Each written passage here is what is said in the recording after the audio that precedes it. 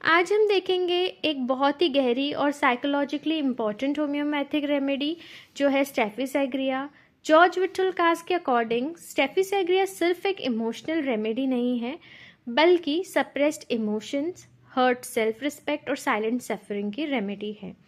यानी कि ये जो पेशेंट होते हैं, इनके सेल्फ रिस्पेक्ट को बहुत हर्ट किया जाता है, इन्हें जो है बहुत ज़्यादा बुरा फील कराया जाता है, लेकिन फिर भी जो है ये चुप बैठते हैं।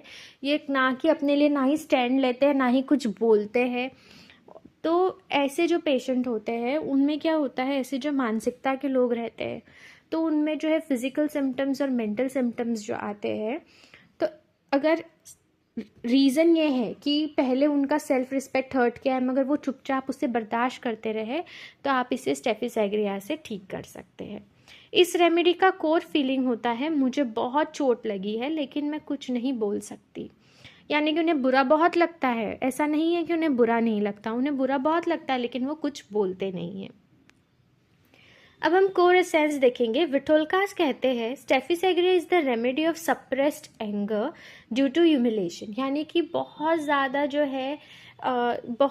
ये पर्सन को ह्यूमिलेट किया गया है और फिर भी जो उनको जो गुस्सा है, उन्हें जो गुस्सा आया है पेशेंट ने जो है गुस्सा को दबा लिया, रिएक्ट नहीं किया अपने ह्यूमिलेशन पे, अपने एंगर को दिखाया नहीं, उन्होंने खुद में ही जो है उसे अपने अंदर रख लिया। तो इसके बाद जो अगर प्रॉब्लम्स आएंगे तो वो स्टेफिसेग्रिया से ठीक होती है। और जो मेंटल्स जो है स्टेफिसेग्रिया की ऐसी ही होती है, ये पेशेंट ऐसे ही होते हैं कि ये अपना जो है गुस्सा दबा देते हैं, चाहे इन्हें कितना भी बुरा लगा हो। ठीक है, अब हम देखेंगे यहाँ पेशेंट गुस्सा फील करता है, अपमान भी फील करता है, इनजस्टिस भी फील करता है, लेकिन एक्सप्रेशन नहीं कर पाता। वो अपने इमोशंस को अंदर दबा लेता है, स्माइल के पीछे छुपा लेता है। बुरा बहुत लगा रहता है ये पेशेंट को, अगर किसी ने उसको जो है बहुत ज़्यादा ह्यूमिलेट किया, अपमानित किया, लेकिन वो चुपचाप सा सह लेता है और स्माइल अपने फेस पे रखता है। ठीक है, पोलाइट और सॉफ्ट बना रहता है। हमेशा जब देखोगे आप स्टेफिसेग्रिया तो वो आपको लगेगा कि बहुत ही पोलाइट पर्सन है, बहुत ही सॉफ्ट स्पोकन है, बहुत सॉफ्ट है, बट एक्चुअल में अंदर से उन्हें बुरा लगा होता है। इसलिए स्टेफिसेग्रिया को हम कहते हैं silent anger with wounded pride. यानी कि साइलेंट एंगर मतलब अंदर से गुस्सा है लेकिन वो जाहिर नहीं करेंगे, वो बताएंगे नहीं।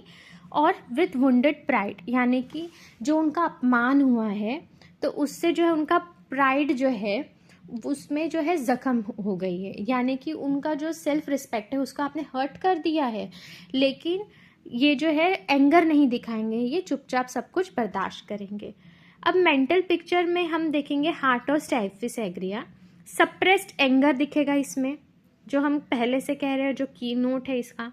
स्टेफिसेग्रिया पेशेंट ईजिली हर्ट हो जाता है, छोटी छोटी बात पे जो है इनका दिल दुख जाता है, गुस्सा आता है पर एक्सप्रेस नहीं करते। बहुत बार घर में, ऑफिस में, रिलेशनशिप में अपनी इंसल्ट को चुपचाप सह लेते हैं, बाद में अकेले जब ये होते हैं तो रोते हैं। जब अकेले में ये जब भी होंगे तब रोएंगे, लोगों के सामने नहीं रोएंगे, ये अंदर ही अंदर टूट जाते हैं। ये माइल्ड पोलाइट पर्सनालिटी के पेशेंट होते हैं, बहुत ही सॉफ्ट स्पोकन होते हैं, दूसरों को प्लीज करने वाला, दूसरों को बिल्कुल हर्ट नहीं करते, दूसरों को जो है हमेशा हामी भरते रहते हैं। ठीक है, नो बोल नहीं पाते ये लोग, ना नहीं बोल पाते, अपने राइट्स के लिए खड़े नहीं हो पाते। विट्ठल-कास कहते हैं they accept domination to avoid conflict. ये क्या करते हैं, अगर किसी ने उसकी ऑथोरिटी, हायर ऑथोरिटी ने उसको काम दिया, चाहे इसका मन हो ना हो, ये हाँ बोलेंगे। क्यों बोलेंगे, ऐसा नहीं कि वो बोल नहीं सकते, वो बोल सकते, मगर इनको क्या करना है कि भाई कोई कन्फ्लिक्ट नहीं होना चाहिए, कोई उनको ऐसा है कि कोई भी झगड़ा वगैरह उन्हें नहीं चाहिए लाइफ में, तो वो चुपचाप बैठे रहेंगे, या तो डोमिनेट सामने वाला करते रहेगा और ये डोमिनेशन में एक्सेप्ट करते रहेंगे उनके डोमिनेशंस को। Humiliation and loss of self respect होता है। स्टेफिसेग्रिया का सबसे इम्पॉर्टेंट ट्रिगर जो है वो है अपमान, बेइज्जती, इंसल्ट, सेक्सुअल या इमोशनल अब्यूज, ऑथोरिटी से दबाव में रहेंगे ये। इस रेमेडी में जो है सेल्फ एस्टीम बहुत हर्ट होती है, पेशेंट अंदर से टूट जाता है लेकिन बाहर से काम दिखेगा, आपको ऐसा लगा जैसे एक समंदर, बहुत बाहर से एकदम कूल, लेकिन अंदर जो है इनके बहुत ही गुस्सा दबा होगा और अंदर से बहुत टूटे हुए रहेंगे ये, ठीक है। टिपिकल अब हम सिचुएशन देखेंगे। स्टेफी एग्रा केसेस अक्सर मिलते हैं डोमिनेटिंग पेरेंट्स के साथ, कंट्रोलिंग पार्टनर्स या स्पाउस के साथ, स्ट्रिक्ट बॉस के नीचे रहेंगे। इमोशनल या सेक्सुअल एक्सप्लॉयटेशन के बाद पेशेंट बोलता नहीं, बस सफ़र करता रहता है। फिजिकल जनरल्स देखो, कीनोट्स देखेंगे हम। आफ्टर सप्रेशन, स्टेफी एग्रा के फिजिकल कंप्लेंट्स गुस्से को दबाने के बाद, इमोशन को सप्रेस करने के बाद, सेक्सुअल सप्रेशन के बाद डेवलप होते हैं। फिजिकल सिम्टम्स जो है, डेंटल प्रॉब्लम्स जो है उसको आफ्टर इंसल्ट आएगा, रिकरेंट स्टाइज होंगे उनको, cystitis after honeymoon, sexual weakness, general itching. Injuries देखो, सर्जिकल कट के लिए बहुत अच्छा है। ओके, यहाँ पे मैं ये चीज़ ऐड करना चाहूँगी कि कोई भी पेशेंट है जिसकी सपोज सी सेक्शन हुआ है या सर्जरी हुआ है और उसके बाद जो है उनको चाहे यूरिनेशन में मिक्चरेशन में बर्निंग हो या फिर कोई भी कंप्लेन हो कि एक पर्टिकुलर पार्ट में वो बोलेंगे मुझे यहाँ पर पेन हो रहा है आफ्टर सी सेक्शन या आफ्टर एनी सर्जरी, तो आप स्टेफी एग्रा दे सकते हैं।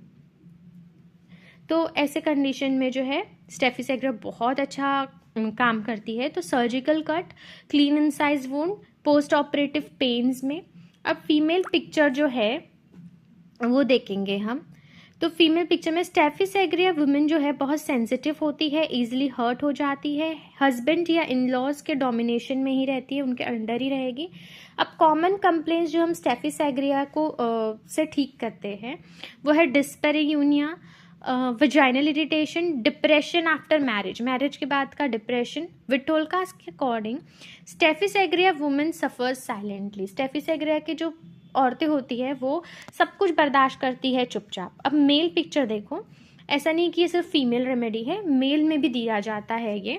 तो मेल में क्या करते हैं हम, suppress sexual desire, erectile weakness from emotions, humiliation at work place, passive personality होगी, गुस्सा अंदर ही अंदर जो है दबा देते हैं मगर बहुत ही अंदर जो है गुस्सा रह जाता है, उनके बिटरनेस भी रह जाती है।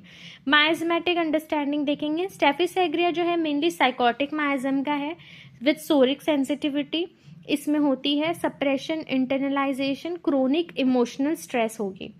जैसे कि अगर एक हम केस एग्जाम्पल देखें तो 32 साल की सपोज एक फीमेल है, उसमें रिकरेंट सिस्टाइटिस है, मैरिज के बाद प्रॉब्लम, डोमिनेटिंग हस्बैंड, अपनी बात कह नहीं पाती, बहुत सॉफ्ट पोलाइट रोती हुई।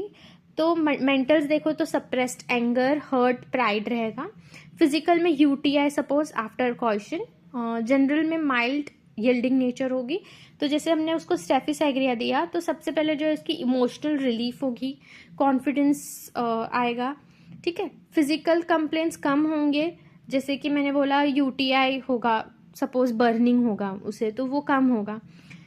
तो स्टेफी एग्रा अगर हम समझे अकॉर्डिंग टू विटोल्कास, तो अ पर्सन जो है बहुत डीपली हर्ट है और गुस्से में है, right. A person who is deeply hurt and angry but suppress emotion to maintain dignity. और ये सप्रेस क्यों करते हैं अपने इमोशंस, क्योंकि इनको अपनी डिग्निटी बचानी होती है।